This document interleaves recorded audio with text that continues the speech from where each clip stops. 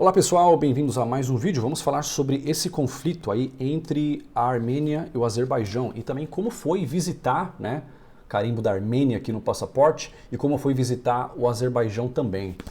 É interessante que a fronteira obviamente estava fechada entre os dois países, né, que tem um longo histórico de conflito.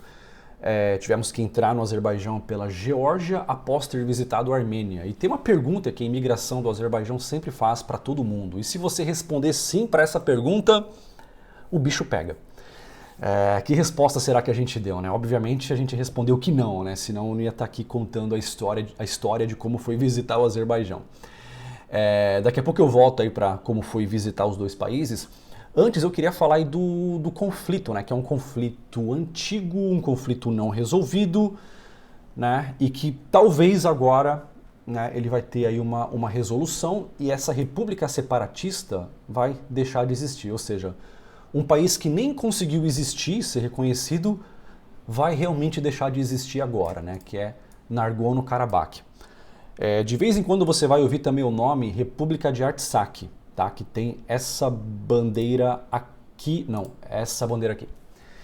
República de Artsakh, né? Que é o quê? É uma região separatista, né? Que fica dentro do Azerbaijão, mas ela é habitada por armênios. Tá? Mas, em primeiro lugar, onde fica o Azerbaijão, onde fica a Armênia? Vamos lá. Bem, temos aqui Europa, sul da Europa aqui, Grécia, né? Bulgária, aqui, Turquia, e aí temos aqui a Armênia, Geórgia aqui em cima e o Azerbaijão. E aqui é o Mar Cáspio. E aqui em cima a Rússia. Tá, deixa eu ir para um mapa um pouquinho melhor para a gente ver a bagunça que é a configuração desse mapa, né? Armênia e Azerbaijão.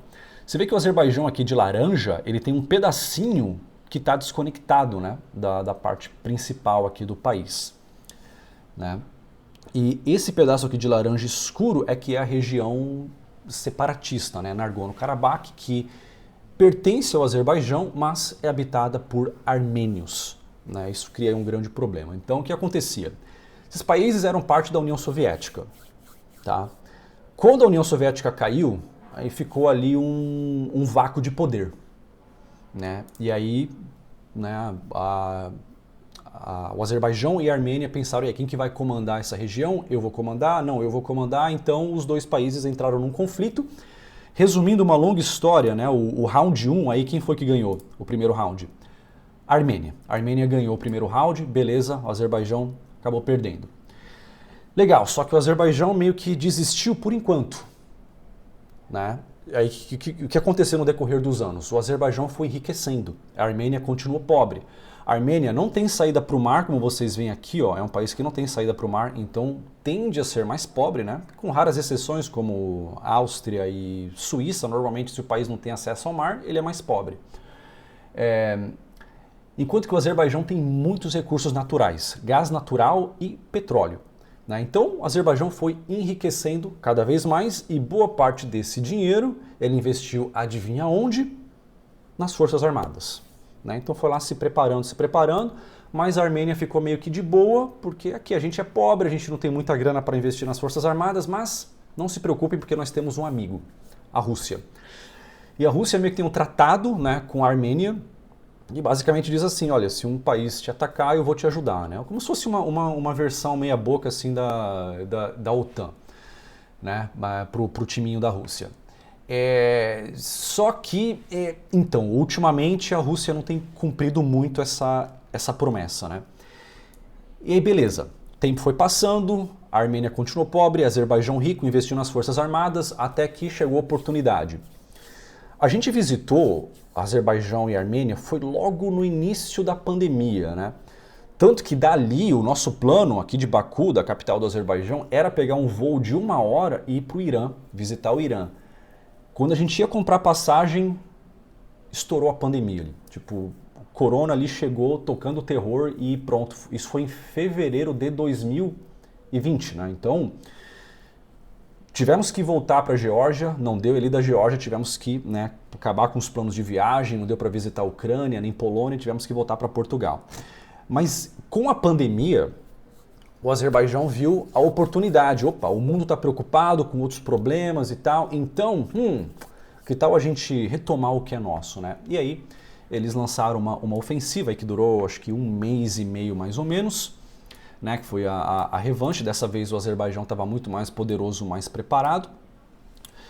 E a Rússia apoiou a Armênia como prometido, mas a queixa de muitos armênios é que a Rússia deu um apoio assim meia boca, tipo, eu vou te ajudar, mas não foi aquela ajuda esperada, né? Mas já foi bastante assim para dar um basta no conflito, só que com uma certa vantagem para o Azerbaijão, né? Então, digamos, vamos falar assim, primeiro round, a Armênia ganhou, segundo round, Azerbaijão ganhou e conseguiu exercer mais controle aqui. Aí agora, tá, 2023 é que vem o terceiro round, que agora, obviamente, o Azerbaijão ganhou. Mais uma vez eles viram oportunidade. A Rússia, né, em 2020, né, após o conflito, tinha colocado ali 2.000 soldados como pacificadores, né, para meio que manter a paz ali na região e controlar também aqui um pequeno corredor que tem. Vocês conseguem ver, se eu desse um zoom aqui, tá meio pequeno, mas você vê que essa parte laranja escura, ela está desconectada da Armênia. Tá? Então, para você sair lá de Nagorno-Karabakh para a Armênia, você vai ter que passar por território do Azerbaijão, território do inimigo, digamos. Né? Então, colocaram lá os pacificadores russos para tomar conta dessa estrada, né, para permitir que haja um escoamento de bens de um lugar para outro. Né? Só que agora, né, em 2023, o Azerbaijão agora entrou aí para tocar o terror e tomar essa região, e a Rússia está ocupada demais com a Ucrânia, como vocês sabem, não fez muita coisa, né, os armênios meio que ficaram, né, foram deixados na mão pela Rússia, e foi uma vitória relativamente fácil aí para o Azerbaijão. Mas o Azerbaijão diz o seguinte, né, que os armênios dessa região de Nagorno-Karabakh, eles não precisam fugir porque eles vão ter direito à cidadania azerbaijane ou azeri, e que eles vão ser respeitados e não vai ter genocídio nem nada, tá? Porém, os armênios que sabem que eles ganharam, né, da primeira vez, e eles também tiveram lá os seus exageros, né, como tem em toda a guerra, o medo é que agora o Azerbaijão queira se vingar, né? E pessoal, quando a gente visitou ali o Azerbaijão, daqui a pouco eu vou mostrar para vocês, ó, aqui atrás onde tem essas torres aqui, tem ali um baita de um memorial, onde você tem ali um cemitério, tipo um memorial de guerra, né? Realmente honrando as várias perdas que eles tiveram ali nessa guerra, né? Que muitos e muitos soldados morreram ali, né? E isso é uma coisa relativamente recente. Né? E, então isso ficou muito assim na memória do Azerbaijão, essa coisa de tipo, a gente tem que fazer, a gente tem que, não vou dizer se vingar, tá? Eu espero que não aconteça isso, tá na promessa do Azerbaijão que não vai ter vingança, mas como eles tiveram muitas perdas, e os armênios sabem disso, né? O medo é que eles vão se vingar, né? E que eles estão com esse papo de vamos respeitar, tá aqui sua cidadania, a gente vai controlar essa região, mas vocês, armênios, terão seus direitos. Os armênios estão muito com o pé atrás, né? Porque sabem também que eles têm uma certa culpa no cartório, né? E aí eles estão fugindo, né? E por volta aí de 100 mil fugiu. E, bem, agora, né, como eu disse aqui, 100 mil fugiram. Beleza, esse é o resumo aí dos 3 rounds aí desse conflito, tá? Mas chega de falar aí de guerra, e esse seria um assunto extremamente polêmico. Se fosse um vídeo em inglês, onde você tem aqui o pessoal do Azerbaijão e da Armênia assistindo, ia dar tanta treta no conflito, eu seria tão xingado por falar que a Armênia tem culpa no cartório, porque é um país que também sofreu, teve o genocídio armênio, eu já falei disso em outros vídeos, mas ninguém é santo, eu falo dos dois lados, então, pessoal, é realmente uma questão complicada. E é bom que o Brasil não se mete nisso, né? Quando você viaja, você sente isso. Tipo, quando você tem um passaporte americano ou alemão, inglês, como será que seria essa recepção em países assim? Como eu já mostrei quando a gente visitou a Palestina aqui, né? Que o cara disse lá, tipo, o brasileiro sim, americano não. Né? Então, o Brasil tem essa vantagem. Os problemas do Brasil se limitam aqui no território nacional, né? Quando você sai, tirando aí poucos países ricos, né, como Estados Unidos, Japão, Canadá, o brasileiro é muito bem recebido, né? Então, da perspectiva de um viajante, né, é muitas vezes melhor você apresentar ali um passaporte brasileiro. Bem, esse vídeo aqui é sobre a Armênia, tá? Mas nesse quadro específico aqui, nessa foto, eu estou no bairro armênio em Jerusalém. Tá? Que sim, os armênios têm um bairro ali devido ao histórico que eles têm com o cristianismo, pelo fato de ser um país bíblico, tem ali o bairro armênio em Jerusalém. Mas nesse vídeo aqui eu falei bastante aí da Armênia, o país bíblico esquecido. Esse vídeo está lá no meu outro canal. Tá? A Armênia é um país assim que você nota logo de cara que ele é bem mais pobre que o Azerbaijão e a Geórgia ali do lado. Ó, aqui, ups, cliquei no vídeo errado aí, pessoal, espera aí. Pronto, isso eu queria mostrar aqui, o Monte Ararat, né?